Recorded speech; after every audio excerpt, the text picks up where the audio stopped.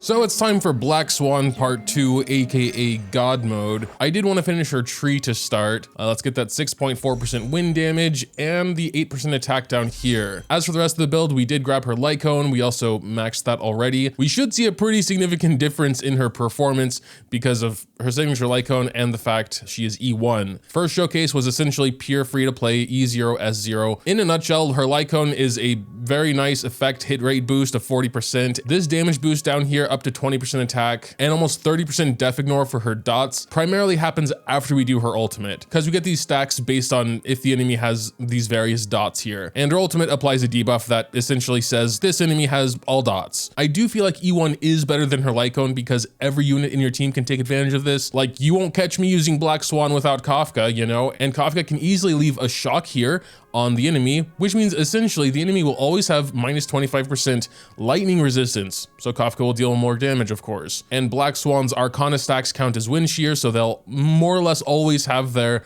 wind resistance reduced as well. Those are the main differences between that showcase and this showcase. As far as relics, I think we built her not horribly. I would have liked more effect hit rate rolling at 93% because of her bonus ability up here. You need 120 to max out this damage increase here, but unfortunately the relics just didn't work how I wanted them to. So she's not perfect by any means, but I think she'll still be really good. Typically for God Mode showcases, we would do the in-game content like Pure Fiction / Forgotten Hall. What's funny is we actually did do Pure Fiction last time, and we used Black Swan in her F2P state and pretty easily got all stars with the Black Swan team actually carrying. They're the ones that got the 40,000. This Pure Fiction is very DoT favored, so in a different Pure Fiction, I'm not sure it would have been the same case, which is why I kind of want to try and go do stage 11 and 12 now in Memory of Chaos. We do got to get through the earlier stages first. As far as type weaknesses go, stage 8 here looks perfectly fine.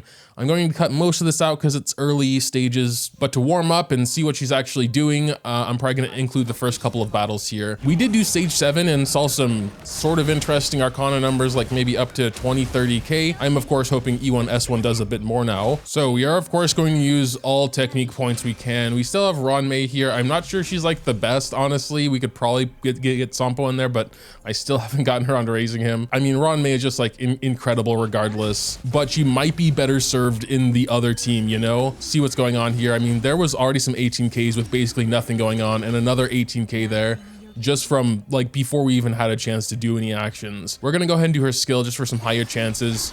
For more Arcana stacks there. They are already shocked as well from Kafka's ability, I believe.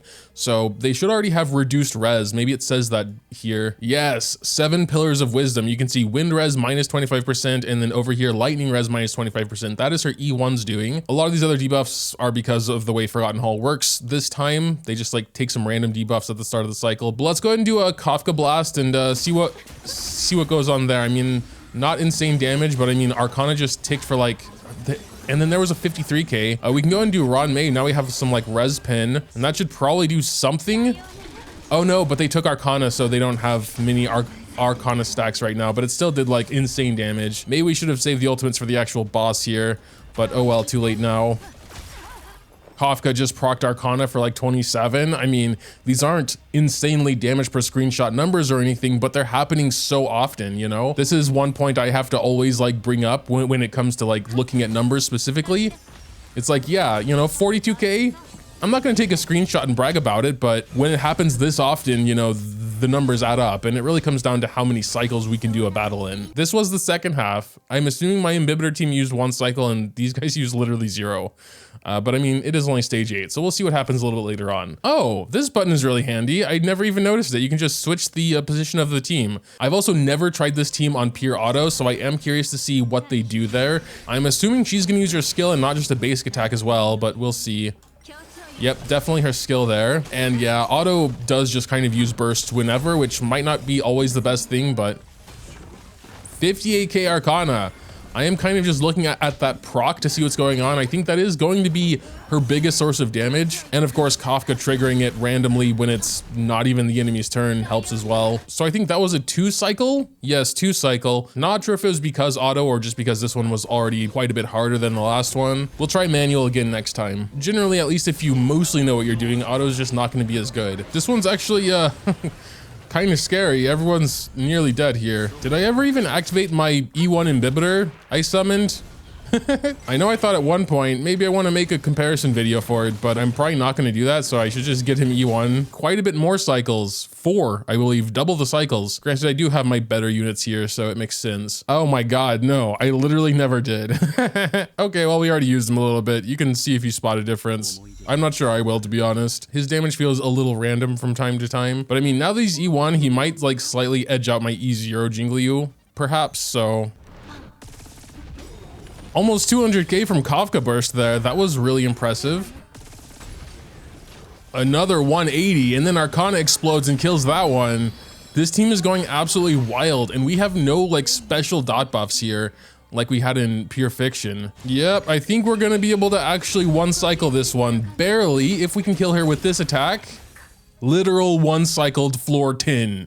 Dude, what is that? Now I just have to hope this team can even get through it. I mean, we got Lotcha. He's a good healer, but yeah, apparently he'll just get more righteous heart stacks. It is a little hard to see though, honestly, because they go away after his attack is over. You can see it there, like boom, 4, just for a second. But yeah, I want to boost him back to the front now. We're gonna do his ultimate. Yeah, he still has these 6 righteous heart stacks because his ultimate doesn't count as a turn. So doing a 3 hit now, his final hit should be pretty strong here. He has max stacks now, and yeah, 165 is honestly a pretty good imbibitor hit without any other sort of special boost here, and especially in a kind of old hypercarry imbibitor team. Another 168 there, definitely not bad at all. I think we, oh yeah, okay, that wasn't bad. Oh, there's 2 phases, never mind, whoops. I thought we were gonna 2 cycle it. But no, there's 2 phases. Yeah, probably should have tried to have the better team here because I think this is the harder side. Oh no, everyone's dead. Yeah.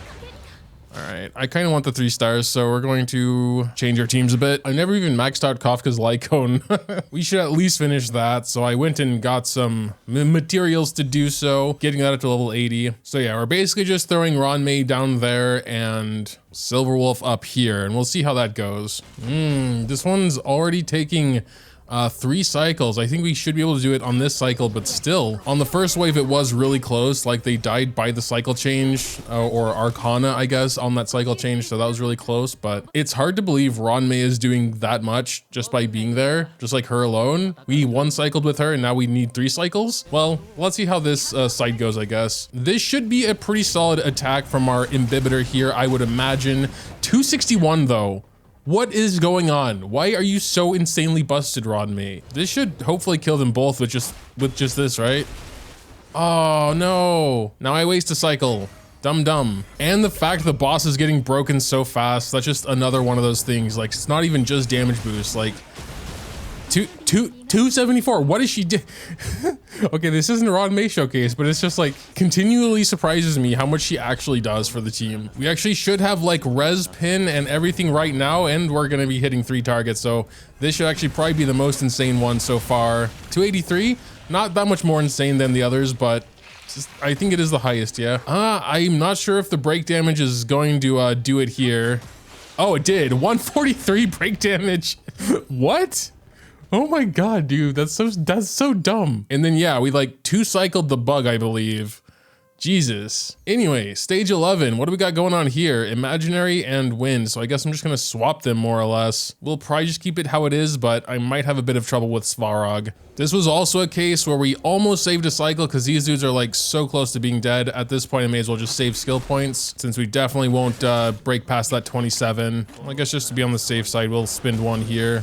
And there we go. This should be pretty solid as well. I am focusing on her minion here because I think I gotta destroy that before Brian even has weaknesses. But yeah, 239, that's crazy. Apparently she has a pretty weak toughness meter once her minion is gone. Yeah, like a normal attack is almost enough. Will this be it? 3 cycled. I mean, we're already on stage 11 here. So a 3 cycle, I think, in my opinion, is pretty dang good, but I assume second half's gonna be a little harder here, especially without Ruan Mei. But there's, I guess, also a lot of RNG in this Forgotten Hall because of which debuffs they actually get. So I'm not sure we can rely too heavily on like how many cycles a certain team can clear in this one in particular, or at least take it with a grain of salt. Are we really? I mean, it doesn't really matter, I guess, but that's so annoying that we use a cycle right there, but it was like basically 4 cycle, but technically 5 cycle. So, I mean, 5 cycle is perfectly acceptable when you have 10 cycles to use total. I mean, here, I think we will definitely have to use Silverwolf because we don't have any appropriate weaknesses. But in terms of our debuffs, we're getting like so many debuffs here already. So I don't know. I probably would just take my Jingliu team in first half, but I want to try and get through this with Black Swan, even though probably not the best team for it. The deer does kind of scare me. Yeah, this one is not going well. We have already used, I think, 3 cycles. Yeah, before we even get to the boss. We gotta probably think of something. My Imbibitor team will need at minimum 3 cycles, and at this stage, I don't even know if that's gonna work. Moving on to the second phase of deer, but we're already on the 25th cycle, so yikes. We're gonna get hit by his ultimate. I don't know if there's any way to avoid that right now. Oh yeah, here it comes. Oh, my Fushuan did survive somehow. But dude, we're about to go to the 23rd cycle soon. Oh my god. Oh boy, if we do fail this, I want to put Ruan Mei back in this team and just see what the difference is. 132 ultimate is actually pretty insane for him. How about this one? Oh yeah, 250. I don't think this is gonna be strong enough, unfortunately, but like it was close to 0 cycled on the first one. Oh no, come on, please. that's so sad. Look at that. Look at that damage left. Okay. Almost. Oh, Kafka does not have 2 phases. I guess the harder one was the deer this time, maybe. I'm not sure exactly how it works, but I just figure 2 phases equals harder. I guess we'll see. All right, there we go. We are moving into the 21st cycle now. So we have 2 full cycles starting now, and she's already half dead. I think we got this. That is, if we don't die, we can keep them weakness broken almost constantly. Okay, this one will die just from the splash damage, so I'm gonna target Kafka. Oh, and that might be it. Oh my lord. Oh wait, there comes the 19th cycle. Never mind. This was actually very, very close. We're just gonna make totally sure. And that's it, right? Okay. We did need all 3 cycles there, definitely, but 3 cycled. Even so, I do want to just throw Ruan Mei in this team and see what happens.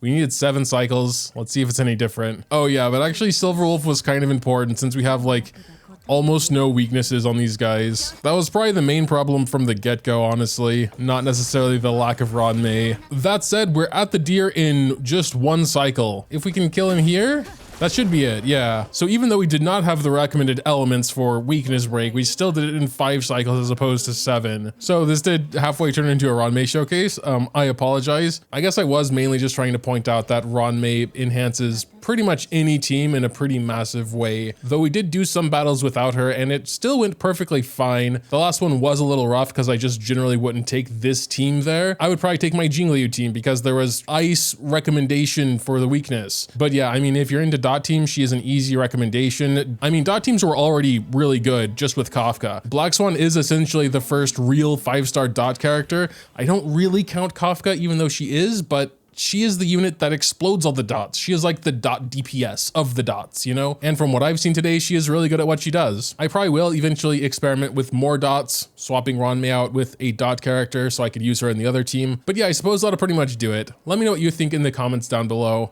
Dropping a like or subscribing to the channel if you enjoyed is always greatly appreciated as well. Thanks, as always, for watching, and until next time.